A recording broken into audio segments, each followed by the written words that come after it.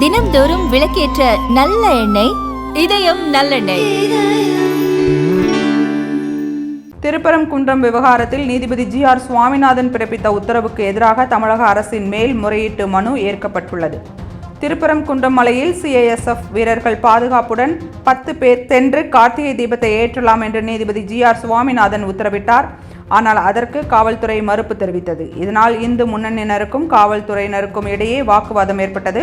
நீதிபதி உத்தரவுக்கு எதிராக தமிழக அரசு மேல்முறையீடு செய்தது. அதை உயர்நீதிமன்ற மதுரை அமர்வு ஏற்றுக்கொண்டது.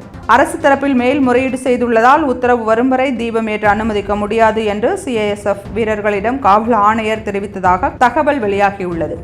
இது நாளை முதல் வழக்காக விசாரணைக்கு வர உள்ளது. திருப்பரங்குன்றம் பகுதியில் பதற்றம் நிலவுவதால் தென்மண்டல IG பிரேம் ஆனந்த் சின்ஹா அப்பகுதிக்கு வந்துள்ளார். திருப்பரங்குன்றம் கோவிலை சுற்றியுள்ள பகுதி முழுவதும் பாரதிய நியாய சட்டத்தின் 163வது பிரிவின் கீழ் 4 பேருக்கு மேல் கூட்டம் கூடுவதற்கு தடை உத்தரவு பிறப்பிக்கப்பட்டுள்ளது. திருப்பரங்குன்றம் விவகாரத்தில் நீதிபதி GR சுவாமிநாதன் பிறப்பித்த உத்தரவுக்கு எதிராக தமிழக அரசின் மேல்முறையீட்டு மனு ஏற்கப்பட்டுள்ளது. திருப்பரங்குன்றம் மலையில் CISF வீரர்கள் பாதுகாப்புடன் 10 பேர் சென்று கார்த்திகை தீபத்தை ஏற்றலாம் என்று நீதிபதி GR சுவாமிநாதன் உத்தரவிட்டார். ஆனால் அதற்கு காவல்துறை மறுப்பு தெரிவித்தது. இதனால் இந்து முன்னணியினருக்கும் காவல்துறையினருக்கும் இடையே வாக்குவாதம் ஏற்பட்டது. நீதிபதி உத்தரவுக்கு எதிராக தமிழக அரசு மேல்முறையீடு செய்தது. அதை உயர்நீதிமன்ற மதுரை அமர்வு ஏற்றுக்கொண்டது. அரசு தரப்பில் மேல்முறையீடு செய்துள்ளதால் உத்தரவு வரும் வரை தீபம் ஏற்ற அனுமதிக்க முடியாது என்று CISF வீரர்களிடம் காவல் ஆணையர் தெரிவித்ததாக தகவல் வெளியாகியுள்ளது.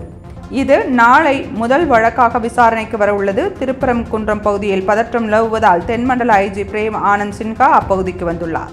திருப்பரங்குன்றம் கோவிலை சுற்றியுள்ள பகுதி முழுவதும் பாரதிய நியாய சட்டத்தின் 163வது பிரிவின் கீழ் 4 பேருக்கு மேல் கூட்டம் கூடுவதற்கு தடை உத்தரவு பிறப்பிக்கப்பட்டுள்ளது.